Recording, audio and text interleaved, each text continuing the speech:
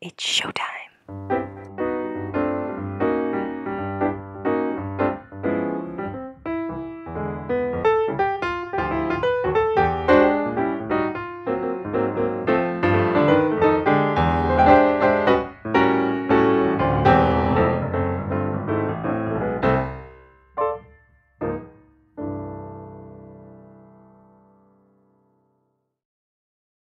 Hello and welcome back to our second episode of Musical Lyrical Lingo.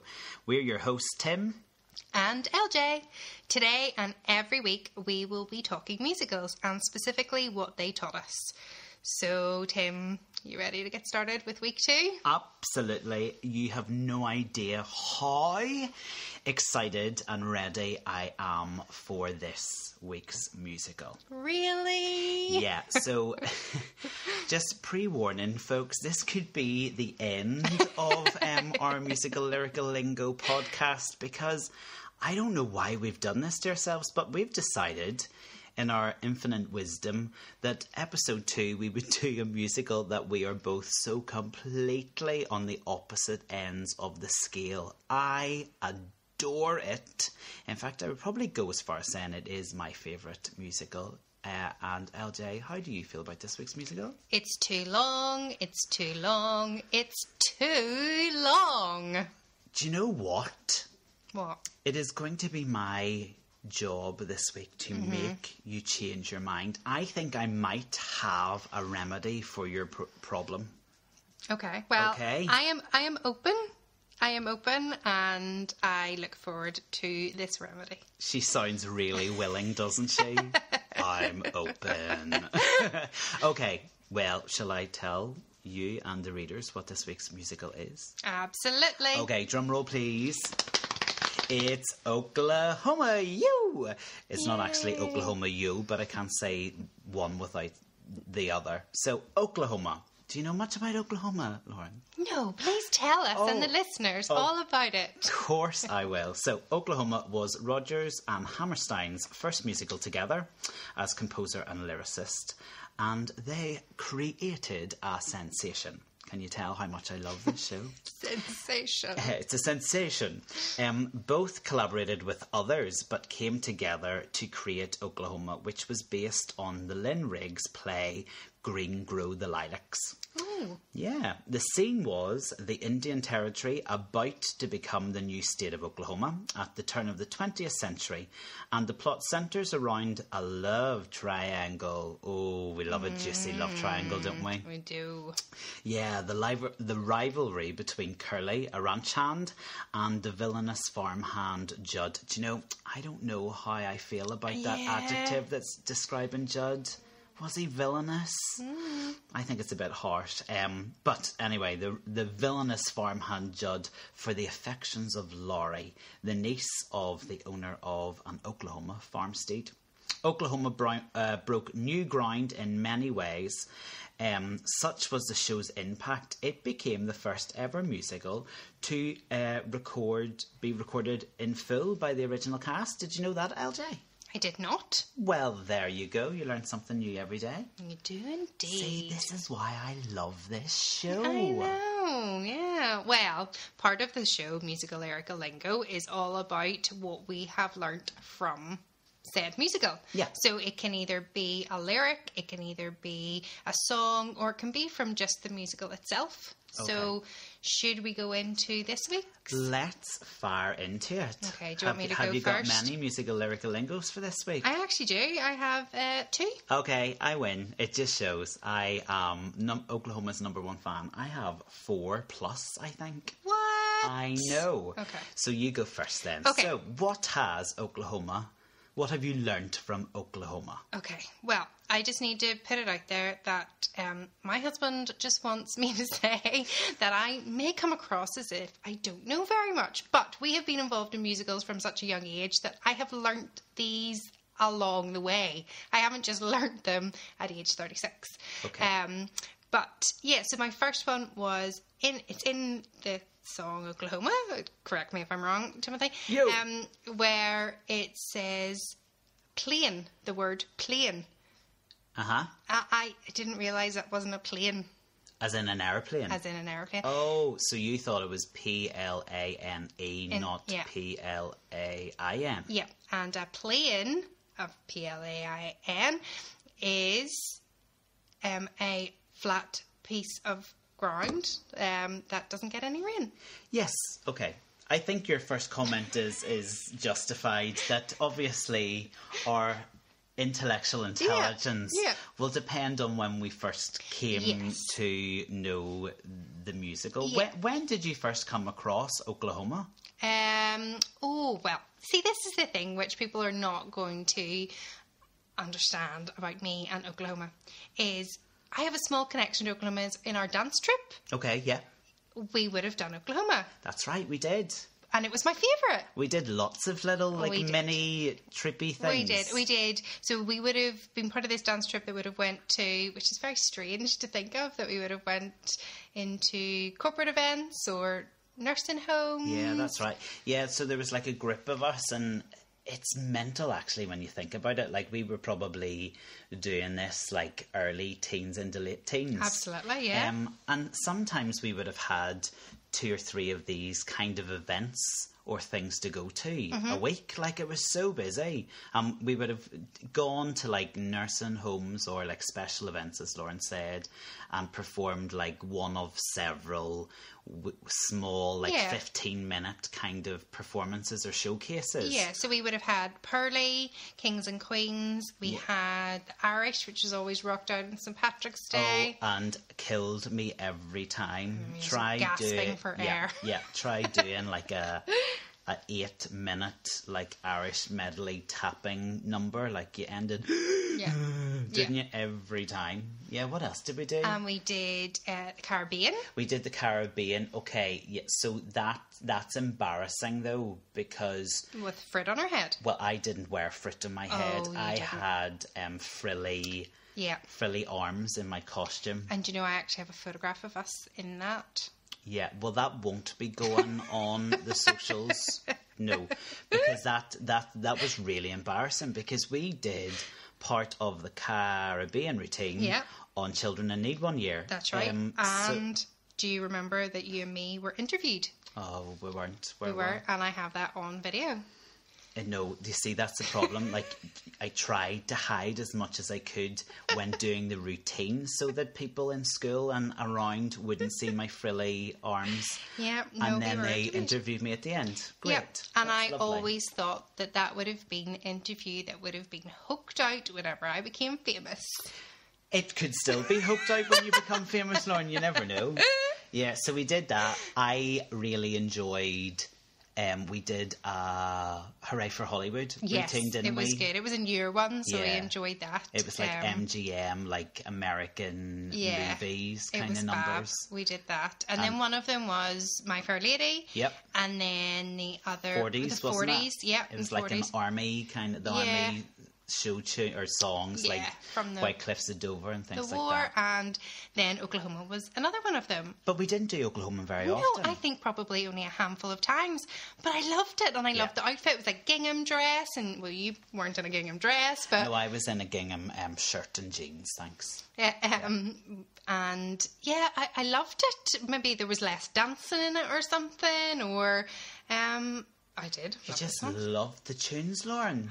So you enjoyed that Oklahoma until you experienced a production of Oklahoma. I think I've probably, and as much as I love Amdram, and Amdram is great, I think I've maybe just seen it too many times, and maybe just, I've never been involved in a production of Oklahoma, actually. Oh, well, you see, that's the thing, when you're looking at doing shows, you want big ensemble shows, don't you, where you have loads of fun. I think that's one of the reasons I love it, because it's just so busy and so much fun to be involved in. That's interesting. Yeah. So that was your first experience of Oklahoma, and then you learnt about what the word plane means. Yeah, because I did. It was singing the word, and then thought it was a plane and had to be corrected. I see. What was your other? And my other one is the song between Curly and Laurie. The beautiful love song. Oh, Okay. Surrey with a fringe on top. This could be the end of our podcast, I'm telling you. If Our we get 30-year through this friendship. and we're still talking, we've done well. Okay, so what did a Surrey with a fringe on top? Yeah, I You didn't actually know. learnt what a Surrey with a fringe on top was. And what is a Surrey with a fringe Well, on a top? Surrey is a horse and cart. Uh-huh. And a fringe is the little piece of material that goes over the top to keep them safe from the sun and dry when it's wet. And that's what Curly wanted to take Laurie to the box social in, wasn't it? Oh, how lovely. Oh, you see. It was the form of transport of the day. It was very fancy, Lauren. Yeah. Okay. Okay. I still don't get that it's a love song. I think it's more of a song. Oh, but he loves her. That's why he's trying to impress her with this. And not everybody would have got a Surrey with a fringe on top, let me tell you. Okay, I maybe need to remember the time that it's set in and all that. Anyway, they're mine. What are your I am musical? trying my best, folks. Well, so I think I love this show, as you know. And I think it's probably because of all the musicals, I have the most connection to it. And I've been involved. I've done, I think, 5 shows. I've been in it. I've played probably my favourite character. Which you're very good at. Oh, stop it, shucks. I'm embarrassed. I'm blushing. And I've been lucky to choreograph it as well. So I learnt a lot. Oh, from tell me. Oklahoma. Well, the first thing I have to say is I've been a bit selfish with my musical lyrical lingos this week. Okay. So I played the role of Will Parker. I played it 3 times. I kept playing it until I got it right, to be fair. He got it right every time. But... Stop it. So I just looked at one of his songs called Kansas City, and basically Will Parker's like a cowboy, and he's really good at steering ropes. That was one of the things I also didn't really understand. I didn't quite know what that meant or how you did it, or so it was only through research and like learning what I had to do that I discovered that, because I've not travelled around those parts of America. I don't know that's a thing. Yeah. But in his song Kansas City, he's returned from Kansas City and he's basically boasting and showing off about all these new things that he's discovered. Okay. And I learnt an awful lot of new things just from that one Kansas song? City. Yeah. Oh, so okay. the first thing, he sings a line about, then I put my ear to a bell telephone. So I didn't really know what a bell telephone was. Now, I presumed it had something to do with Alexander Graham Bell, who invented the telephone. But the bell telephone was actually a company in Boston, Massachusetts, that in 1877 they kind of linked the telephone network together. Okay, so because you used to have to phone an operator, isn't that right? That's it. Oh, okay, cool. So Will Parker put his ear to one of those telephones and was able to link to long distance calls and things like that. Okay, so that's good. That's the first thing I learnt. I then also learnt a little bit about the origins of burlesque. Tell me more. From Oklahoma. From Kansas City, from Oklahoma. So he sings about, they got a big theatre, they called it Burley Q. So I didn't know what this Burley Q was. Now, it's spelt the same way as burlesque. Okay. So I presumed. Yeah. And then also he goes on to sing about a girl that he saw in the theatre, not wearing very much clothing. So I kind of had an idea. Okay. But did you know that where the origin of burlesque came from? No. It started off as basically a caricature of like serious. So it was dramatic or musical work intended to cause laughter by caricaturing the manner or spirit of serious work. Oh, so, okay. Yeah, the word derives from the Italian word burla, B-U-R-L-A, which translates as a joke, ridicule, or mockery. So, burlesque started off as like a caricature or a parody. Yes, okay, I can see that. And then in the 1860s to 1940s, it then developed into cabaret clubs and became more of a like striptease kind of performance. So there you go. That's where the origins of burlesque came from. And I only researched that because I don't look burlesque up on my phone often. I only looked into that when I was doing Will Parker. Yeah. Oh, okay. So that's 3. That's it. That was the second one, sorry, dear. The gosh, second one. I'm sorry. Yeah. Right, So yeah. the third thing I learnt, he sings about you can walk to privies in the rain and never wet your feet. Normally at that part, I'm like gagging for a bit of breath because I'm running out of breath. Okay. So, do you know what privies is? No. Okay, so privies is a toilet located in a small shed outside a house or a building. Yes, I did. It was in the back of my brain It's in there somewhere, was it? Yeah, privy. So walk to privies in the rain without wetting their feet in Kansas City, apparently. Whoa. Outdoor toilets. What luxury. Yeah, I know. I don't know how they do that, like geographically, how you don't, well, you know, if it's an outside toilet, do they have a tunnel? I don't know. Bizarre. How do you walk to privies in the rain and never wet your feet? Yeah. There you go. Maybe there was a little shelter. And then the last thing I took from Kansas City sings about going to a magic lantern show. Okay. So, magic lantern shows were kind of what came first before cinema. So, before, like 200 years before photography was invented, images were painted onto small panes of glass. Okay. And then they would have shone a candle or gaslight. Oh. And it would have projected the image. Yeah, okay. exactly. So then with the invention of electricity, it led to light bulbs being used instead. And then fast forward to projectors. Okay, then you've got your cinema. 1840s photography, images were printed on the glass slides, and these lantern shows became the most popular forms of public entertainment between the mid-19th to the early 20th century, until cinemas came about. And that's what Will was off. That's what Will was in. They would have shown, like, they were just photographs, but they would have sometimes had, like, a narrator in the theatre narrating what was being shown on the Okay, slides. well, that is interesting. So there you go. That is what I learned about one number, musical number. Okay. Oh, I just love it so much. Yeah, okay. So you have never been in... No, never been in, and the one role that I have always wanted to play was Ado Annie. Ado Annie. You'd be a great Ado Annie. Thanks. Maybe that's why I don't like musical. You and me, Ado and Will. I know. That would have been I know, it would have been a lovely partnership. No, I never been in it, and have never played that part. But so you don't have so many links to this week's musical. No. See, but you do. Oh my goodness, I do. And that's why I got so excited. I wore my boots today just as a nod to a real cowboy that I am, yeehaw, and all that. Yeah. Well, I've already mentioned, I've done it several times. And Will Parker is my favourite role. And why? I just love it.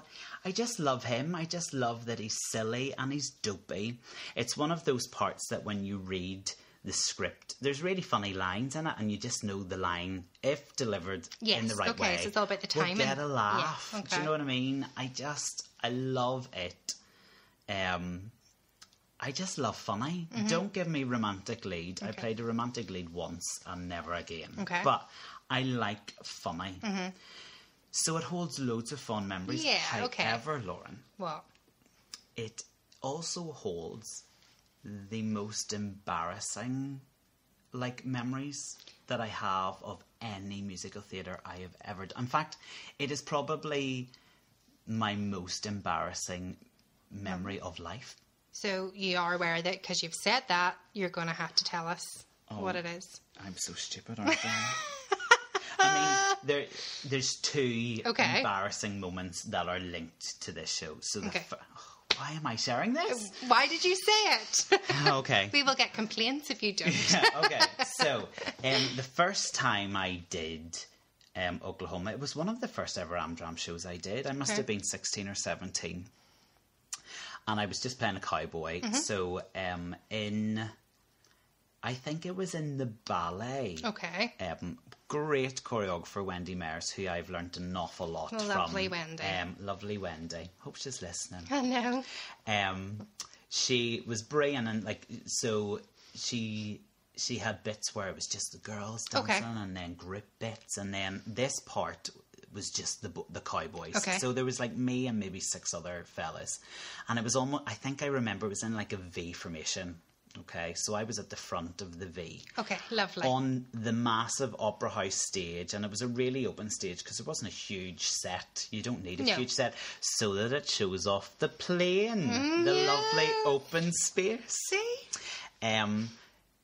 Packed house, centre stage of the Opera House, and somehow like one of those banana slips and falls you do. I slipped on my chaps, and I did that like comical, like literally flew into the air. Oh no! And then you just drop, don't you? You just land. Was this during a performance? On your bum. Yeah. Oh, sold out. Like I think it was one of the last nights. I think I was giving it so much that I went overzealous, and then slip on your chaps and land on your backside, centre stage. Love it.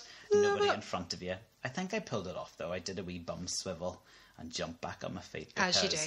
Vivian McMaster, our wonderful teacher that has taught us everything we know about performing, she always said, keep going. Yep. Smile, keep going, keep carrying on. So that's what I did. So that was the first embarrassing moment. The second one came many, many years later in the Opera House again, and this time I was playing Will Parker. Okay.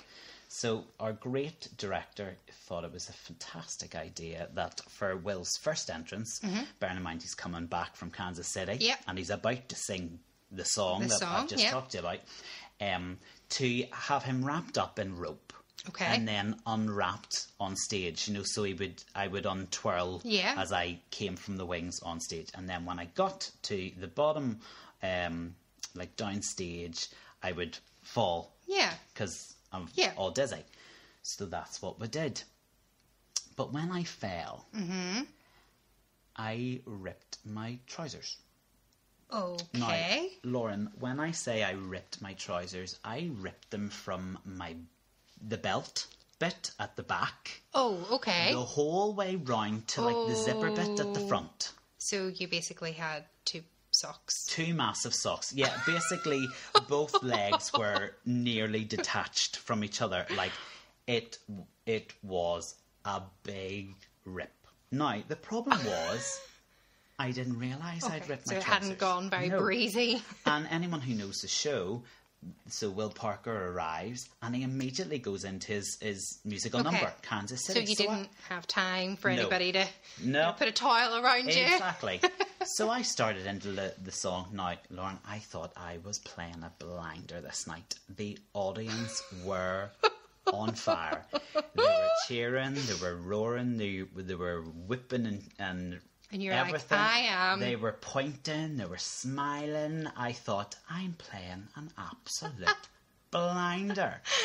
They believe me. I was loving it. I was like, this is amazing.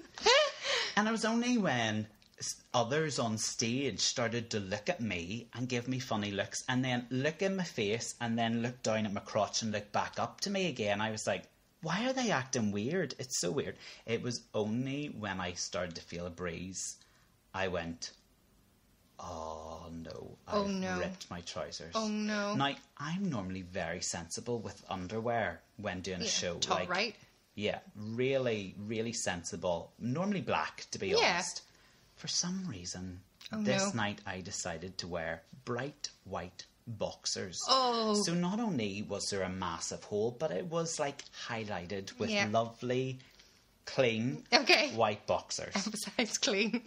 So, and I only realised halfway through the number, so then I'm like, well, what do you do? There's nothing you can do. No. Like, so I had to finish the number, but I tried to play up to it, take my cowboy hat off, and professional as it that turned, you I are. covered my bum and, all the rest of it. But, like, literally the most embarrassing moment I've ever had on stage and in life in general. I mean, that's a lot of people to see me flashing my wee white boxers, like. Yeah, but you know what? What? Seeing as you shared that story, I feel then I have to share mine, because I would love to say that I don't know what that's like, but I do. You do. And I am so proud that you're going to share this with us, because I actually think your story's worse than mine. So do tell us about your embarrassing theatrical moment. So if we go back to the dance troupe that we spoke about earlier, we had been almost commissioned, I think, to do... it was a big one. It was a big corporate event in the Cloddon, and... Sponsorship. we had this new dance number, and it was all French themed. So the first dance was like a tableau sort of style, and we were all different characters. And then we had a really quick change. We had to come off and get changed into can-can outfits.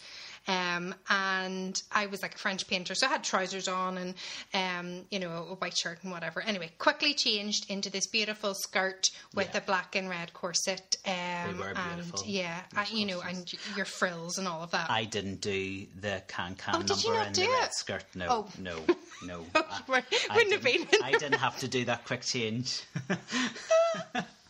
Oh, no, you didn't. I'd have been brilliant, like. Oh, absolutely. Because at that time we could all still kick our legs really high at that age. Yeah, that's it. I was about, you know, like mid-teens anyway, so I looked beautiful in a corset and skirt. Wouldn't so much now.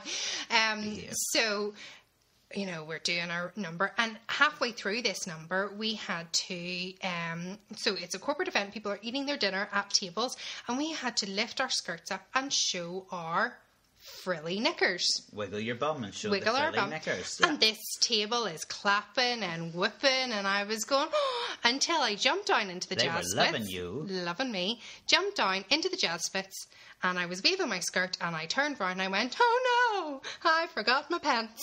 So you forgot to put your frilly knickers on? I did not put my frilly knickers on, so I had black fishnet tights and a black thong.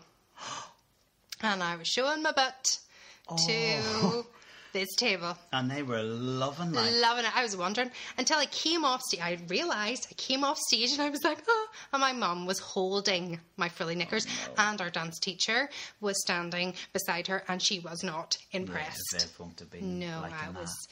So. Okay, I think you win. Yeah, so embarrassing moment for me. Yeah, I was not wearing a thong. Yeah. And then I suppose the other memory I have of Oklahoma, which I suppose is still mildly embarrassing, was that same production where I ripped my trousers and showed everyone my derriere. That was the production that my Ado Annie, the girl who had been cast as Ado Annie, ditched me like 1 or 2 rehearsals in to go and take me out. Oh. Yeah. So got a better opportunity. So how small did I feel? I was like, wow, she's ditched me to go on and try and meet other men on national TV. Yeah, so I had to get another Ado Annie, but hey ho, what can you do? No. Well, there's some fun stories. There's some fun stories. And if you have any stories about Oklahoma or any musical theatre, do get in touch with us. We would love to hear your stories. There's bound to be funny stories out there, like linked to Oklahoma. So let us know. Either send us a wee message on our Instagram or email us at musicallyricallingo@gmail.com. Perfect. I look forward to hearing them. Let's see if you can beat Lauren's thong story or my bare arse in the middle of the Opera House stage. Yeah. Now, Lauren. Okay. At the beginning of this, I think we're still doing very well, actually, that we haven't had a full-on row. No. Yeah.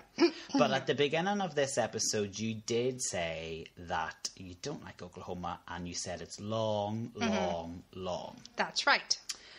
So I think I might have a solution to your problem.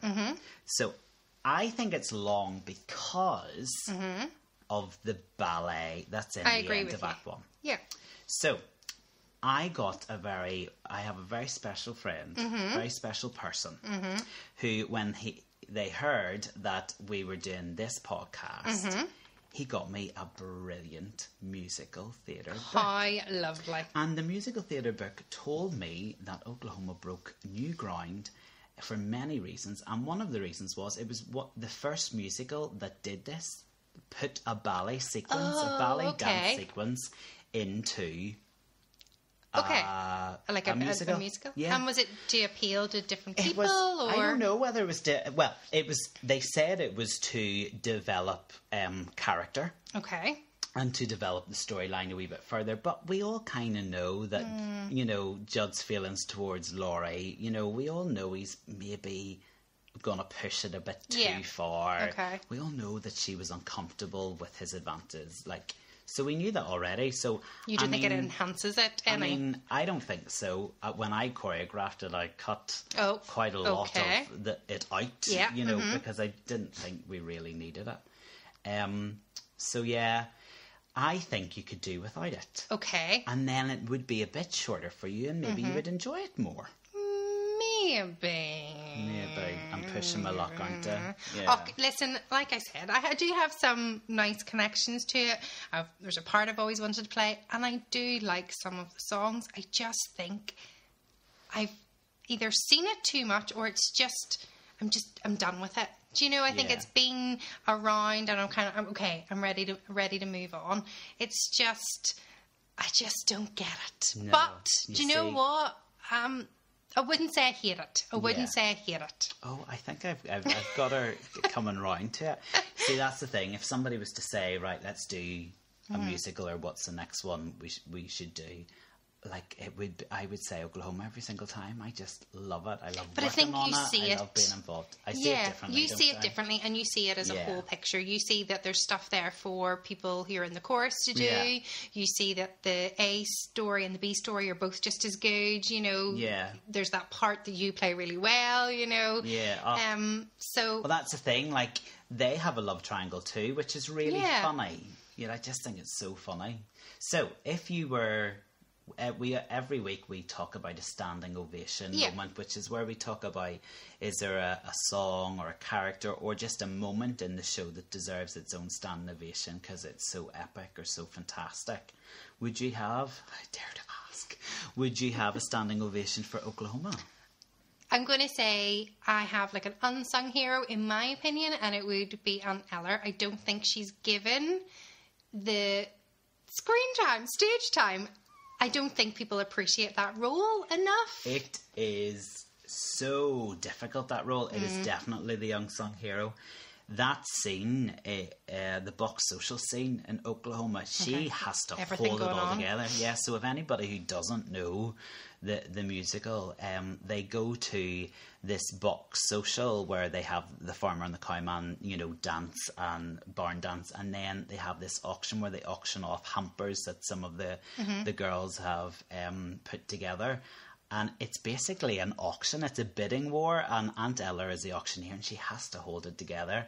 And there's been so many times and so many opportunities for like the wheels to come off that. And the Aunt Eller is the glue. She's the one that has to keep control and get everyone through that scene. And it's a lengthy enough scene.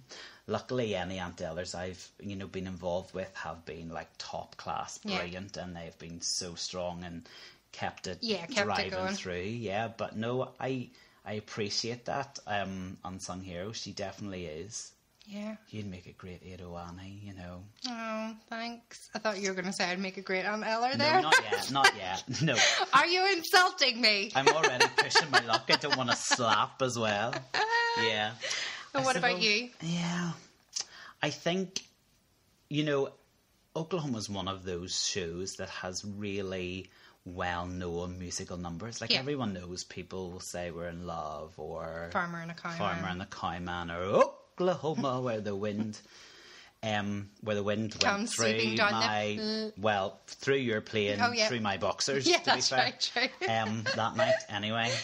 But my standing ovation goes to two numbers that I think are underappreciated, which tell me. are It's a Scandal. Okay. It's an Outrage, which is the Peddlers. Yes. The Peddlers number. So he basically wants to date Edo Annie. Edo Annie's dad wants rid of her. So he's like, yeah, sure, you can marry her. And he's like, hold on, marriage? She's talking about, I just want to have fun. And I think that number is so hilarious. And he's such a brilliant character that it gives him his wee musical number, and the other one that I love is that the scene and the song Lonely Room between Judd and Curly, because the tension, if it's done right, the tension in that scene and in his number is brilliant. I love that moment, and nobody really talks about that moment very often. Yeah, you're true. Yeah.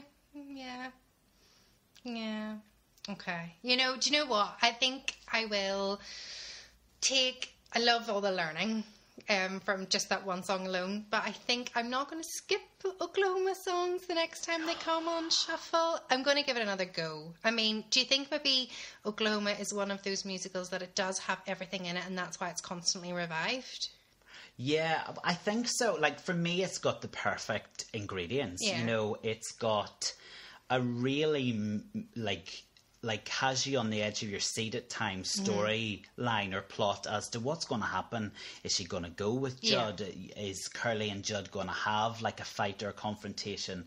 It's got that. It's got the comedy value of the love triangle with Will Parker, Ado Annie and Peddler. Those three characters are hilarious. Do you know what I mean? You've got a really good Aunt Eller. Some of her one-liners that she throws out to various different people are hilarious. Like, her lines have me laughing out loud. I think that's why I like the role of Will Parker, because I know you're going to get a laugh. Yes. And I love a wee laugh. Do you know what I mean? And there's good audience interaction. I like the songs because we've done a lot of dancing. I love a dancey show. Like, I love the opportunity to just have a good old dance. And you've got that. More so in Farmer and the Cowman than the ballet. Yeah. We know how we both feel about the ballet. But I just think it has... And people go away, like, whistling or humming the tune. Like, they're recognisable enough. Yes. Oh, no, yeah, no, it is. It would be one of the most popular. You should listen to that, the Revival cast recording. I listened to, or I seen a bit on the Olivier's. Yeah. But I felt it was too stripped back. I don't know. I think I need to give it a fair listen to. I was a bit underwhelmed too, but I didn't know if that was just because I like it so much that I was expecting more. Yeah. And then also, I think with things like that, like, productions are very careful as to what they show on national TV. They don't want to give too much away. They certainly don't want to give their golden nugget, their greatest moment away. But yeah, I just felt, for me, because I do feel it's a bit slow at times and a bit long, that if they strip back a lot of what makes Oklahoma and a great Amdram decision, because there's so many people in it, that by stripping it back, it's going to bring out the side that I don't like in it. And who doesn't love putting on a pair of chaps and some cowboy boots? I'm going to do a poll on Instagram. Who doesn't love putting on a pair of chaps? That's very true. I'll be interested to see. I think you'll be surprised by the results. Do you know the cowboy boots that I wore for all 4 or 5 productions were exactly the same? I wore the same pair of boots. Were they like a lucky pair? Yeah, I think I got a bit daft like that. Yeah. I was like, oh no, I wore those the last time, I'll wear them this time. Yeah. No, it's interesting. So, listen, I hope I've changed your mind a little bit. You have opened it. Let's just say you've put a little wedge in. A little wedge in there, and I'll be willing. And, like, again, I don't even think we mentioned the production with Hugh Jackman in the National Theatre. I think that was his first, like, on stage. I'm pretty sure it was. Role. And my mum loved Oklahoma, and like, we watched that a lot. It's a good production. You know, he was fab. Yeah, really, really good. So I do have some good memories, and I do have some songs which I like. I just think I haven't been involved in it, which I do think maybe makes a difference. Yeah. And I just maybe have seen too many productions which have maybe gone on a wee bit too long. Yeah. But I remember going to see that production in the National Theatre with my mum. Yeah. Oh, that's lovely. It was really brilliant. He was fab, like. Yeah, he is. He's great on stage, though, isn't he? He's done some fab things. Yeah, he is good. It's hard to think of another Curly, isn't it? Yeah. When you've seen his. Whenever I think that's who I always think of. Yeah. Whenever I think of that. Yeah, no, me too. Yeah. Me too. Very good. Well. Yeah. We look forward to hearing your thoughts and opinions on my favourite musical. Be very careful. I think we've got through this unscathed, LJ. I think there might be an episode 3. I think we're okay. Yeah, I think we can. There was no scrapping anyway, was there? No. We were very respectful. Very respectful. There's a few points I will raise with her off air, but I think, to get through this in one piece, we've done okay, haven't we? We have done fine. So do you want to give a little sneak peek to next week's? On to next week's musical. Well, all I'll say is bon voyage. We're going on a little trip across the ocean sea. Ooh, wonder what that could be. Have I given too much away? Who cares? It's fine. They still won't get the clues, to be fair, will they? No. So, yes. well, until next week, bon voyage.